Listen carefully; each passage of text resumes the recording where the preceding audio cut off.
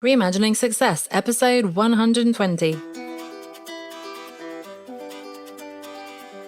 You're listening to Reimagining Success, the podcast where we help you reimagine your future, designing a life and career beyond the 9 to 5 that allows you the freedom, flexibility, and fulfillment that you've been dreaming of.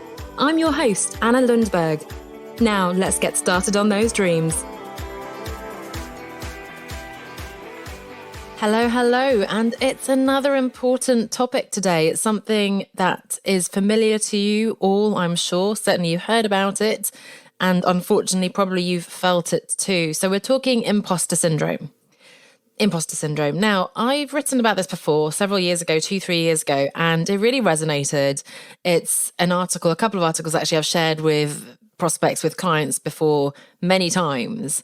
And I'm going to admit something here, which is that in doing so, I rather arrogantly was thinking, oh, well, actually, I don't really feel imposter syndrome. I feel really comfortable with what I'm doing. I feel confident with my services. I know I'm a good coach. I know I'm doing well in my business. I know what I'm doing. Boom, no imposter syndrome here. Ha, ha, ha. That may have been the case. However, more recently, I've realized and recognized that the reason for that is that I've been in my comfort zone. So we talked about how everything you've ever wanted is one step outside your comfort zone a few episodes ago. So do go back and check that episode out. All the growth comes from pushing, extending the boundaries, stepping out of that comfort zone. So yes, my comfort zone has grown, but it is still my comfort zone. So things that were scary and completely out of the realm of the possibilities that I was aware of a few years ago have now become commonplace. Fine. So-called sales calls, I'm more comfortable because I've done so many of them. The pressure's off. If I have a call, yeah, the client says yes, great, so excited. The client says no, actually wasn't the right time, wasn't the right, relationship, and hopefully they'll find someone else or they'll come back and work later. I take it less personally. I've been podcasting for over 2 years. I do a lot of video. I do lots of live webinars in front of hundreds of people. So a lot of these things that would have seemed terrifying years ago, I now feel very confident. I've got the good feedback from people. I have my inner confidence. I know my why. I know what I'm working towards, and I'm great. However, again, this is my new comfort zone. And I have experienced that in my personal life. The last few years, I've settled in quite comfortably living in London. Now we're in the process, or maybe when you hear this, I will have already moved down to the coast, in fact. So living by the sea, a lifetime dream of mine, a lifelong dream. And that's already shifting the comfort zone, of course, because we're getting out of the flat we've been living in for a few years, the environment, the people we know, and so on. And we're going to have hopefully a very wonderful but very different lifestyle. So personally, we're mixing things up a bit with the family. Of course, having kids has very much expanded, extended, and challenged my comfort zone. And then in business, the last few episodes, I've been talking about how what got you here won't get you there, and how we need to shift away from autopilot to spark some new ideas, different ways of doing things, to shift our mindset, to challenge our stories and beliefs.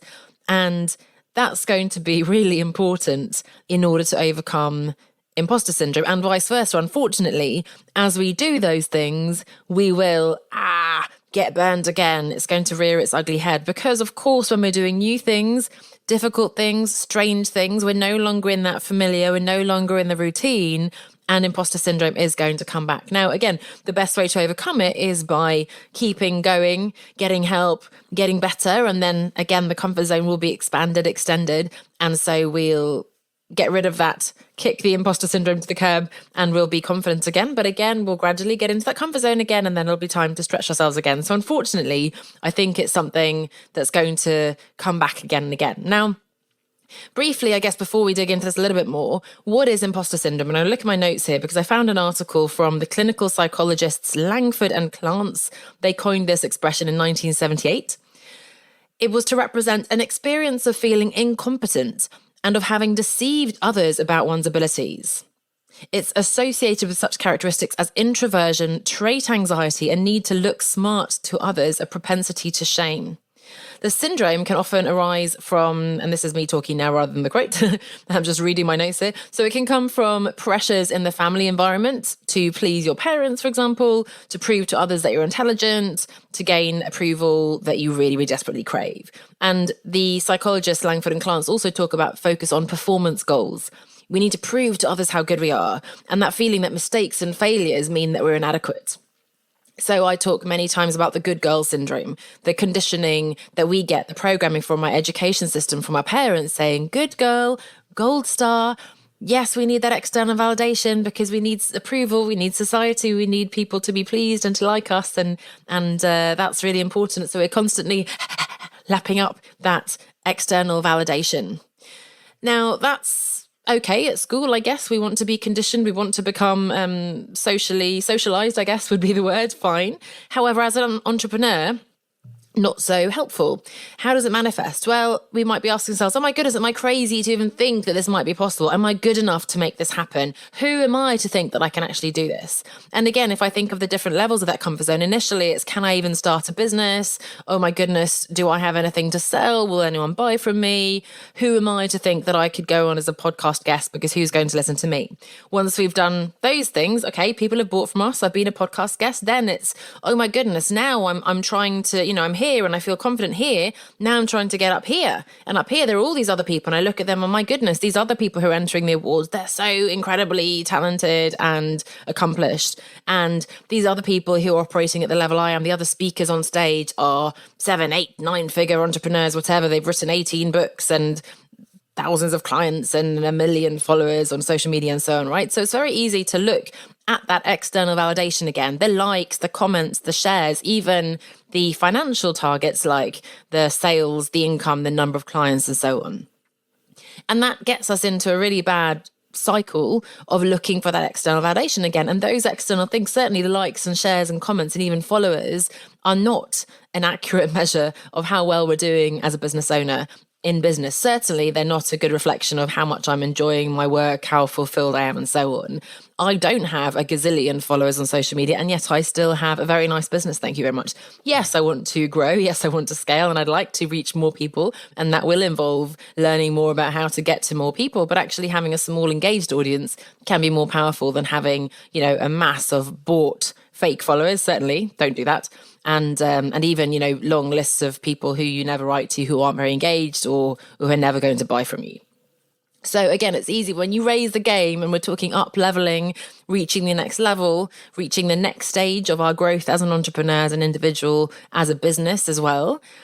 Unfortunately, suddenly we're going to realize, I'm playing in a different level here now. It's a different field. I'm trying to use American sports metaphors, which aren't exactly my most familiar frames of reference. So let's think if we can think of something else. It's funny how so many terms come from American masculine sports as well. But, those outward signs of external validation again, unfortunately, if we're constantly chasing that, constantly looking to either side, seeing, hang on, what are other people doing and so on, we're going to ultimately burn out. We're going to have that comparanoia.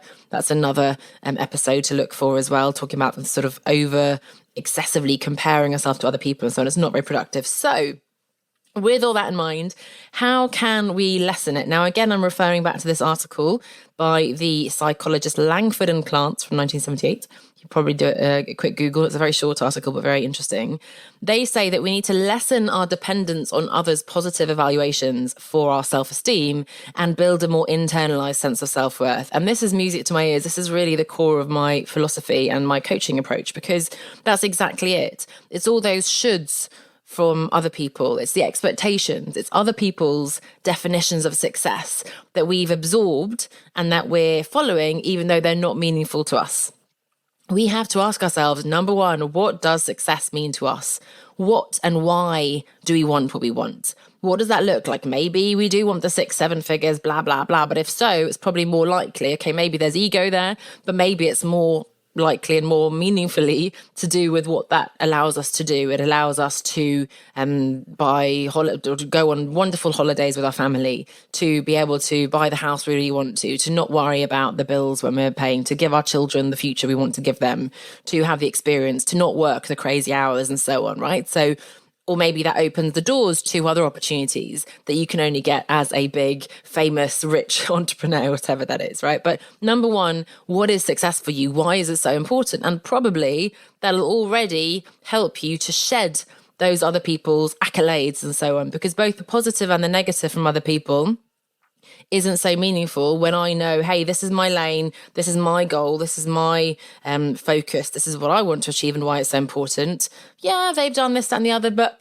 good for them. Fantastic. Congratulations. That's not what I'm about. This is what I'm about. So number one is define success for you. Number two, of course, is to manage your mindset. And that's what it's all about. So really concretely building your confidence in who you are and what you do.